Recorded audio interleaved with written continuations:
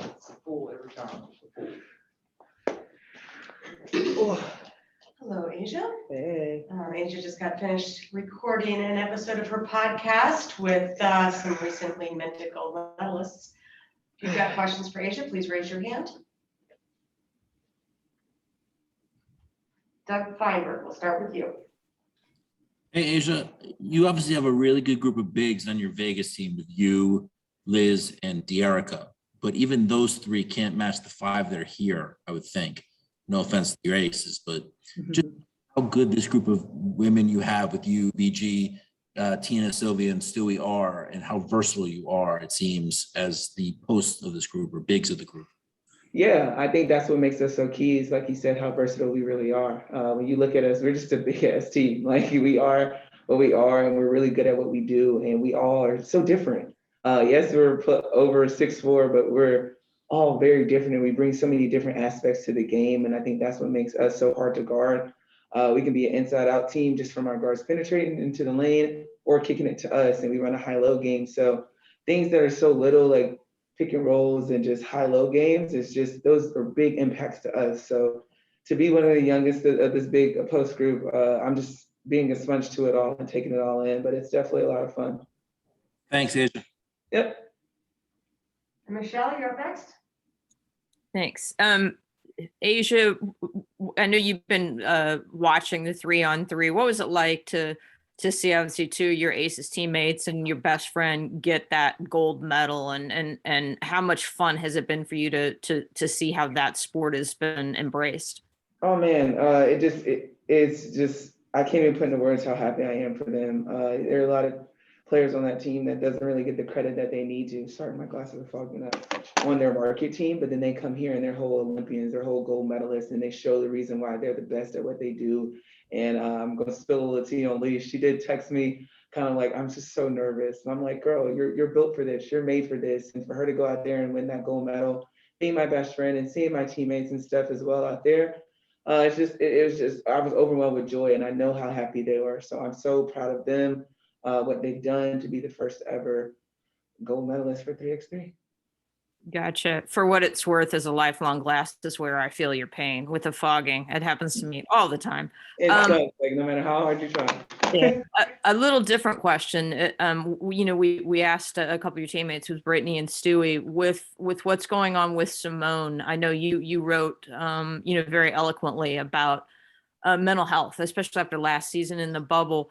When you see that at the high level, do you relate really, I guess personally, to what she's going through? And do you think athletes now feel more like they can talk about this? Yeah, and I think it needs to be talked about. And I feel like I relate to her more than I probably ever thought of, for her to just have that courage just to go out there and really take it and understand it and know that it's real. I think that's the thing that people don't understand. They look at us and they look at our accolades and think, oh, nothing can possibly be wrong. Your life is perfect. But that's not the case. We're humans. We go through things. We fought through things to get to where we are. And sometimes it gets overbearing. And it weighs on you and it hurts. So for her to have that courage, I'm behind her 100%. It's tough, and I think we do need to have these conversations more. And sometimes you may not have to have them because people aren't comfortable. But understanding people's place in their hearts and their mental aspect needs to be taken in when they perform as an athlete. You've got to understand we're humans at the end of the day. Like I have feelings, like chill. So for Simone to do that, I'm behind her 100%. And I just had one other thing, which is a completely other different topic, which is you've played so well as a Olympic rookie, if you will. Do you feel like things at some point really started to click for you? I mean, you played well against, in both of the Nigeria games, but was there a moment where you're like, hey, this is not that different, if you will? Yeah, in some cases.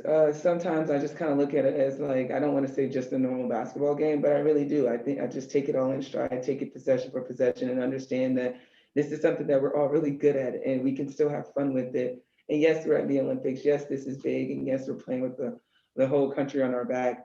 But at the end of the day, it's a game that I love. It's a game that I've been playing for a while now. And I'm just going to take what the defense gives me and go from there. Thank you. Yeah. And final question will go to Tyler Bronski, and then we've got Nafisa Collier up next. Asia, I asked Brittany something similar, but you guys put so much time into your craft and have succeeded at the highest level. How much of a challenge is that to separate yourself from your sport, from your accolades? Because Simone talked about it for her, and she tweeted out that really it wasn't until, all the support and love she got is when she realized, she's more than her accomplishments at the end of the day. So how much of a challenge is that? It's really tough, honestly, it is. And I'm grateful, and I think a lot of us athletes are grateful that we have these small circles, these villages that help build us to who we are before we got the fame, before we got the accolades. And those are the people that I lean on the most, people that probably know me better than I know myself. And they help me kind of gravitate to things that are positive energy, things that I need to hear, and not just necessarily want to hear. And those things help me separate myself out of just the Asia Wilson, the basketball player. It helps me be Asia, helps me be free in who I am, and it clears some mental space in my head. And that's what I need the most, especially during these times. So any chance that I get, I know my parents, they're like, call us, we don't care if it's 3 a.m. I need that. Those little things there help me separate and understand that, okay, everything's okay right now. I can get through this. So I lean on my crew, my fam the most. Thanks, Asia. Thank you very much, Asia.